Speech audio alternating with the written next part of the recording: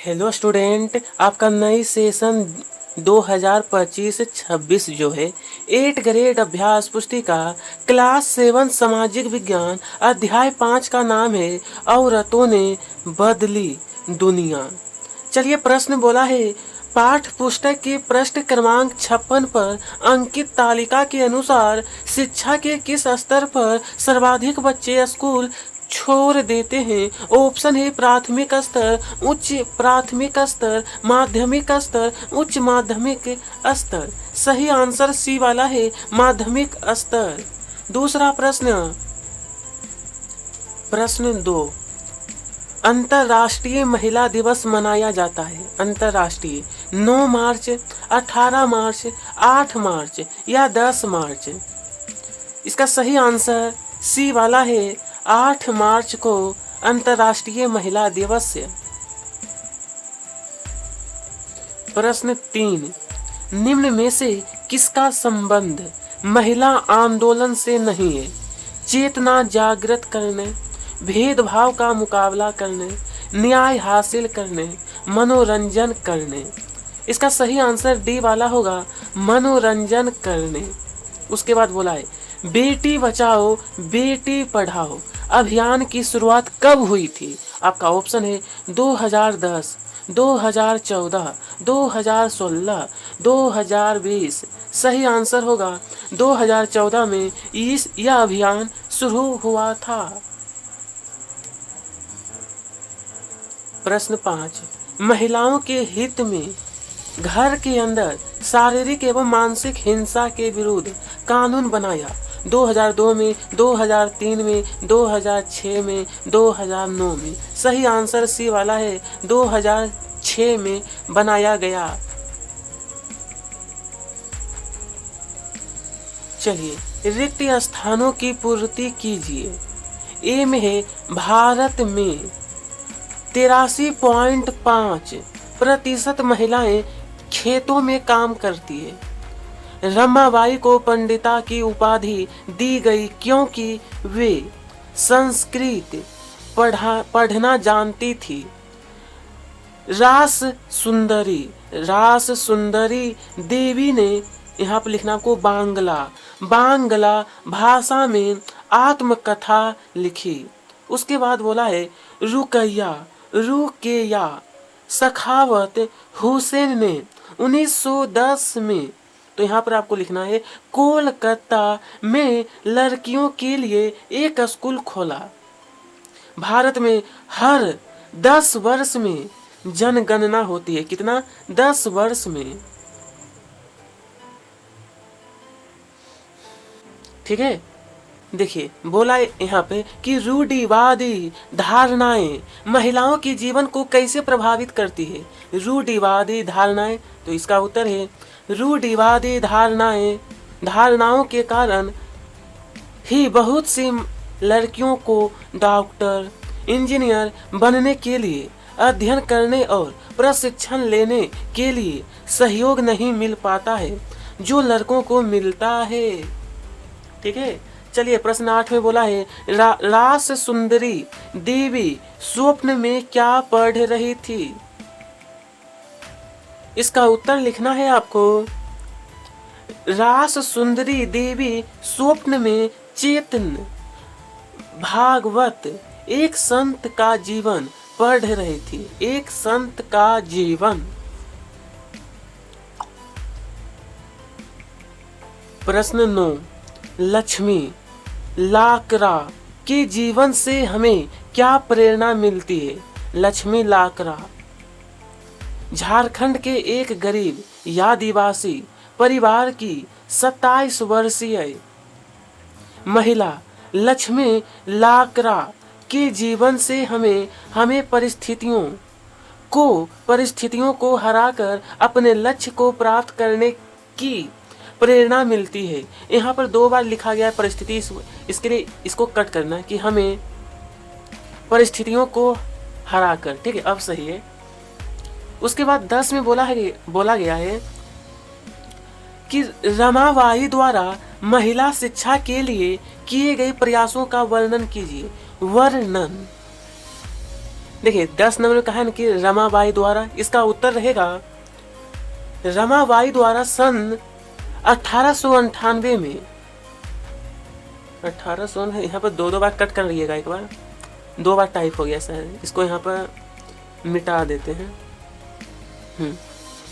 ये पूरा लिखना है सिर्फ रमाबाई द्वारा सन 1898 में पुणे के पास खेरा गांव में एक मिशन स्थापित किया गया, जहां विधवा स्त्रियों और गरीब औरतों को पढ़ने, लिखने तथा स्वतंत्र होने की शिक्षा दी जाती थी। उन्हें लकड़ी से चीजें बनाने, छापा खाना चलाने जैसी कुशलता भी सिखाई जाती थी। ये सारी चीजें सिखाई जाती थी। ठीक है, इस तरीके से कंप्लीट करना है आपको। प्रश्न 10 प्रश्न 11 रुकैया सखावत हुसैन द्वारा लिखित कहानी, एक कहानी जिसका नाम है सुल्तान का स्वप्न की मुख्य बातें लिखिए। कहानी सुल्तान का स्वप्न की मुख्य बातें। पहला, इस कहानी में महिलाएं बादलों से होने वाली वर्षा को रोकने के उपाय खोजती है और हवाई कारें चलाती है। दूसरा, इस कहानी में एक नारीवादी आदर्श राज की कल्पना की गई है। 30 एक सेकंड। तो इस प्रकार से आपको उत्तर लिखना है।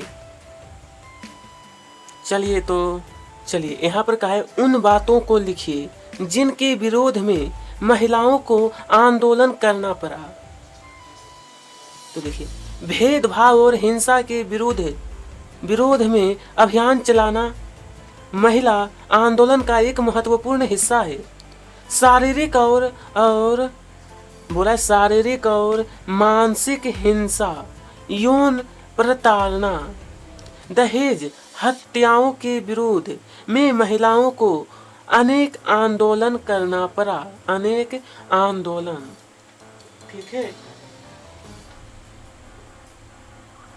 नंबर 13 में बोला है सत्या रानी द्वारा अपनी बेटी के लिए न्याय प्राप्त करने हेतु क्या प्रयास किए गए। क्या प्रयास। तो देखिए, सत्या रानी महिला आंदोलन की एक सक्रिय सदस्य, दहेज के लिए मार दी गई अपनी बेटी के मामले में न्याय मांगने के लिए लड़े गए लंबे मुकदमे की कानूनी फाइलों से गिरी हुई सर्वोच्च न्यायालय की सीढ़ियों पर बैठी है एवं अपनी बेटी के लिए न्याय प्राप्त करने का प्रयास कर रही है। न्याय प्राप्त करने का प्रयास कर रही है। ठीक है। उसके बाद देखेंगे आपके जीवन में स्कूल जाना महत्वपूर्ण क्यों है। देखिए, बोला है ना कि इसका उत्तर लिखना है। हमारे जीवन का एक महत्वपूर्ण हिस्सा स्कूली शिक्षा है, जो हमारे भविष्य को आकार देने और बौद्धिक और व्यक्तिगत विकास दोनों के लिए आधार तैयार करने में मदद करती है। हमारे नैतिक और सांस्कृतिक विकास में स्कूल महत्वपूर्ण भूमिका निभाते हैं। स्कूल में हमें शिक्षित करके हमें विभिन्न संस्कृतियों से परिचित कराते हैं। हमारे जीवन में स्कूल जाना इसलिए महत्वपूर्ण है। चलिए, तो नंबर 15 रास सुंदरी देवी द्वारा अपनी आत्मकथा में मुख्य रूप से किस बात का उल्लेख किया गया है।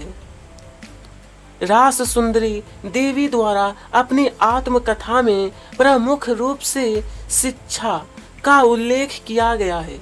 यह आत्मकथा 60 वर्ष की अवस्था में उन्होंने बांग्ला भाषा में अपनी आत्मकथा लिखी। राम सुंदरी देवी का जन्म 200 वर्ष पूर्व पश्चिम बंगाल में हुआ था। रास सुंदरी, तो यहाँ पर राम सुंदरी लिखा गया, इसको रास कर देना है। ठीक है। रास सुंदरी देवी ने अपनी आत्मकथा में मुख्य रूप लिखा है कि यदि लड़की लिखती पढ़ती है तो वह पति के लिए दुर्भाग्य लाती है। ठीक है। इस तरीके से उत्तर होगा। दुर्भाग्य लाती है, उसके बाद और विधवा हो जाती है। ठीक, एक लाइन, दो शब्द ये वाला भी लिखना है, विधवा हो जाती है। नंबर 16 है, नीचे दी गई तालिका को पूरा करना है। आपका वर्ष है 1961। बोला है पुरुष साक्षरता प्रतिशत और ये स्त्री। तो 1961 में पुरुष 40%, स्त्री मात्र 15%। 2011 में देखिए तो 2011 में पुरुष 82% और महिलाएं 65%। ठीक है। उसके बाद हमारे देश में अधिक संख्या में लड़कियों की स्कूल छोड़ने की क्या कारण है? कारण। तो विद्यार्थी इसका उत्तर लिखिए प्रश्न 17 का। हमारे देश के अनेक भागों में विशेषकर ग्रामीण और गरीब क्षेत्रों में नियमित रूप से पढ़ाने के लिए ना उचित स्कूल है ना ही शिक्षक। कुछ परिवार अत्यंत निर्धन होते हैं और अपने सब बच्चों को पढ़ाने का खर्चा नहीं उठा पाते हैं एवं साधनों का अभाव भी होता है। इस कारण लड़कियों को स्कूल छोड़ना पड़ता है। ठीक है।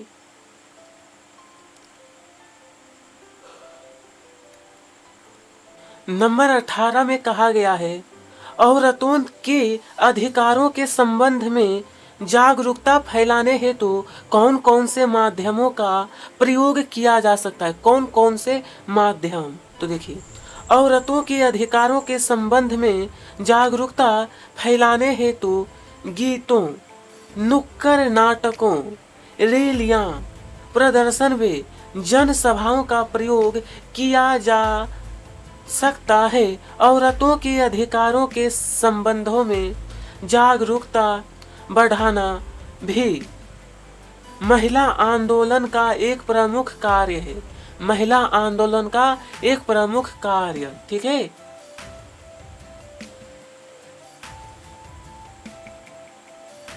प्रश्न 19 में कहा गया है हमसे प्रोजेक्ट कार्य है।